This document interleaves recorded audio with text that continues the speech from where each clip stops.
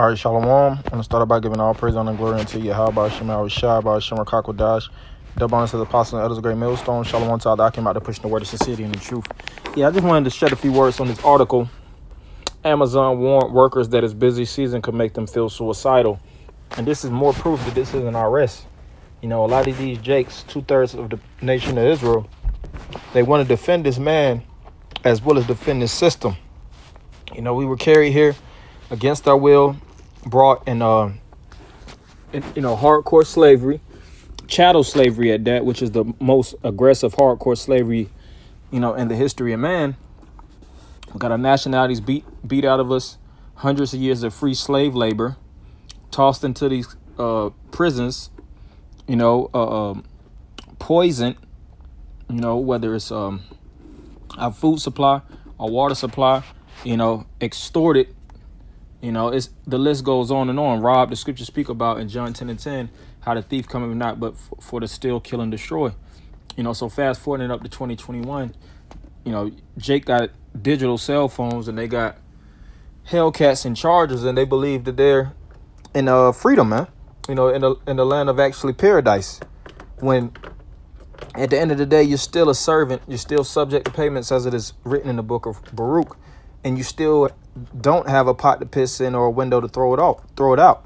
No matter how many of these little devices and trinkets that this devil gives you, no matter how many type of commemorations or merits that you could actually receive on the society, that does not denote your freedom. And that goes over a lot of Jake's heads. They think because they're worth so and so, a few $1 million, a couple $100,000, that now they actually have free access in this kingdom. And basically Esau isn't their enemy, and this system is basically conjoined with them, and they have a level of freedom to do what they want, and that's the furthest thing from the truth, man.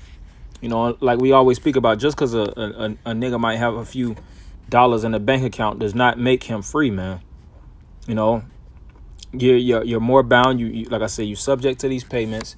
You constantly have to rip and run, bust your ass in order to even make somewhat ends meet, and let's trickle it all the way down to the common worker that's in these different warehouse and industrial facilities. A lot of them got to break their back. It's literally back-breaking work.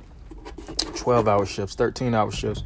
When I was working in these type of facilities, I remember having to work literally for 20 hours. And that's not even a joke. It's not humor. I had to work 20 hours. I slept for 5. I had to get up and work another 16 because the demand of it was so high, and they needed they had to reach a certain quota, and they didn't give a damn about our health. They didn't care. We were just getting paid by the hour, getting our OT, our overtime, but in turns, we're actually losing basically our health. Our circadian rhythm is thrown off, from which I used to work grave shifts in my early 20s, and even after all the demand that they put up upon you that literally breaks your soul, they still look at you like a piece of crap. They always put you in a round table meetings and tell you what you're not doing. So this is one article amongst many, just dealing with the, the hell that our people have to undergo. It says Amazon warned workers that its busy season could make them feel suicidal, and they're not looking to slow down.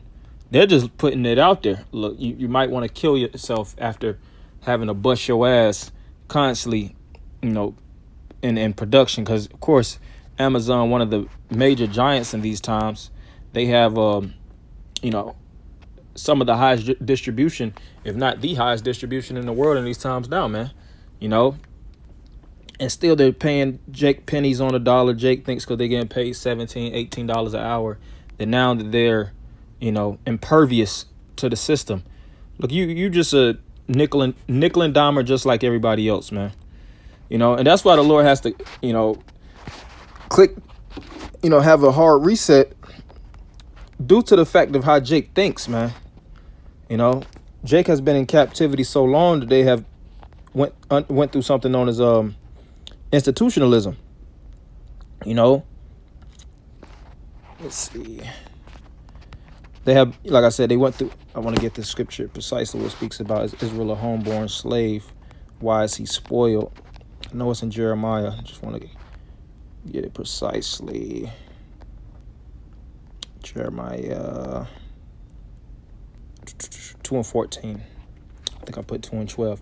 But yeah, but it says Jeremiah 2:14. Is Israel a servant? Is he a homeborn slave?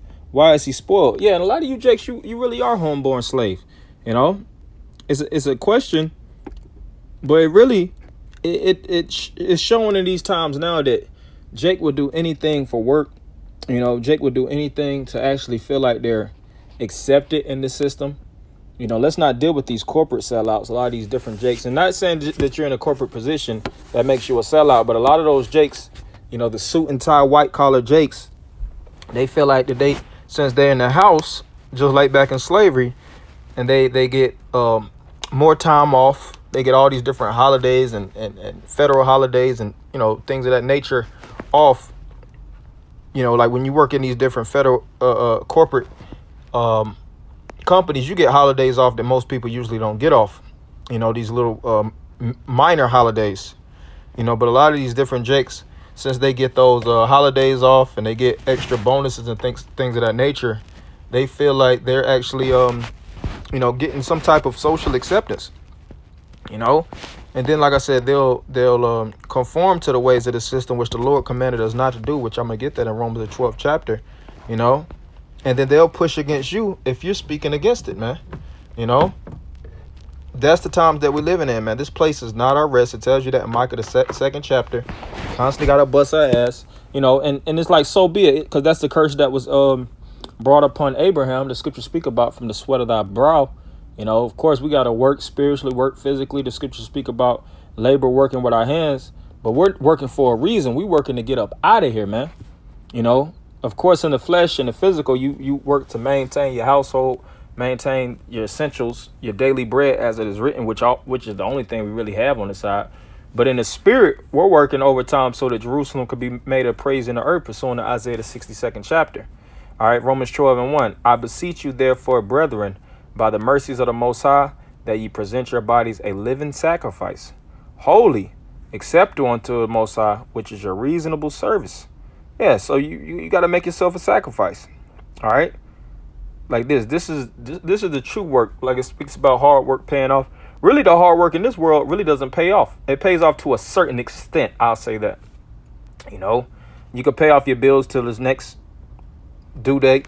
You know, you can pay off your cars to the point you have a level of ownership, you know, but it's not something to trust in. That's why it tells you that in the book of Matthew, to lay not your treasures up on earth, where moth and rust doth corrupt, but lay up your treasures in heaven. All right, verse 2. And be not conformed to this world, but be ye transformed by the renewing of your mind, that ye may be prove what is that good, that acceptable, and perfect will of the Most High. All right, so the scriptures speak about don't be conformed to the world. All right, 1 John 2:15 speaks about all the things that's in the world. You know, the lust of the flesh, the lust of the eyes, and the pride of life. And mainly that's why, you know, you stay on your grind so much. It's just your desires, wants, and things of that nature. And you get to a certain point where you just buy nonsense, you know, multiple cars. The scriptures even speak about that, just having an over excessive amount of cars. And so, you know, it's one thing to have assets, but it's just things that just, it's not even reasonable. You know, and then it's one, and on top of that, for the fact that we're buying all these things in our captivity, knowing damn well that we can never get a hold of the market. We'll always be consumers here. You know, we don't produce. You know, you don't have so-called Black, Latinos, and Native American families that's owning these dealerships. You know, owning these corporations and these enterprises. We're merely just big boy consumers within them, spending. Just so that we could actually, like I said, be a part of this place. And the Lord didn't want us to be a part of this place, man. This is not a place where we could chill and relax. And I'm going to get that in Micah, the 2nd chapter, because this sentiment has to always be echoed. You know, it's not our rest. It's not our rest. This is not our rest. Because if Jake is here too long and they start, you know, Jake getting to the point of they'll recline the seat, you know. Jake sit down for a position and they're going to recline it all the way to the point where they turn that thing into a bed, man. It's the same thing with this system. You know, Look at the generations before. They had hell, even with the Black Panthers and things of that nature, they had a level of aggressiveness with the system. They hated the system. They hated the white man. They knew who the enemy was. Now fast forward into the times now, Jake just wants more integration. They just want bills to be passed. All right. Except this. That's why they speak about defunding the police. They think if the police had lack of funds and more funds would be brought into the Black and Latino communities, then that would actually resolve things. It's not going to be resolved. It don't matter if you actually change the judicial system or the jurisdiction. I say judicial system. Change. The whole format of your jurisdictions and things of that nature, your states. It's not. The scripture says that no man gonna save us, and that was the end all be all. Period. All right. It wasn't no subcontract. The only person that can redeem us and buy us back out of the captivity is the one that put us here. And who put us here? Yahweh Shema Shai. All right. So this is our prison center, and we have to work a certain sentence to the time that the Lord frees us. All right. And while we here, we gotta just scripture speak about while we working, being the mind frame of getting the F out. Micah 2:10. Arise ye and depart, for this is not your rest, because it is polluted. It shall destroy you, even with the sword of destruction. Yeah, this place is it consumes you, man. It's the belly of the beast. Once you get trapped in and you get covered on all ends, it feels like you can't break out, like it's a sticky glue, man. That's why you gotta constantly be in this word, man. Constantly adhering to these prophecies. Wrapping your mind around the future of things, and knowing, what the Lord has in store. Because really all this shit finna break down anyways. And they're trying to get these jakes, broken to a point of subjection, to forcibly do the will of the elites. But the brothers in the spirit of power, Yahweh Shema Shah, we're not going to do something. We're going to do our thing. We're going to render unto Caesar what is Caesar as is written. We're going to, pay our bills. Says we're subject to payments. Scripture speak about, in Romans, how we have to be subject unto our masters on the side. We have, actual, duties and obligations and higher ups that we have to pay off. We have to deal with, and we just going to deal with it until the Lord frees us out of captivity, plain and simple. And for the brothers that work these jobs, man, in the spirit of, you have the will to, find something that could actually, get you, at a certain place where you don't have to damn near kill yourself. Because a lot of these jobs, they're looking to destroy you, man. Like I said, I work these jobs 6 days a week, constantly 12-hour shifts, 13-hour shifts, 10-hour shifts. Right after that, if you do one mishap or one fuck up, they're looking at you. All your credit just goes down the drain, and you got to work your way up. So, hopefully brothers is edified. This is not our rest as it is written, man. So fight to get up out of here so that we can have the everlasting rest and everlasting peace. So I want to end it by giving all praise, honor, and glory unto you. How about Shema, Shabbat, Shemar, Kakodash, the bonus of the apostle, elders, a great millstone. Shalom, Akim.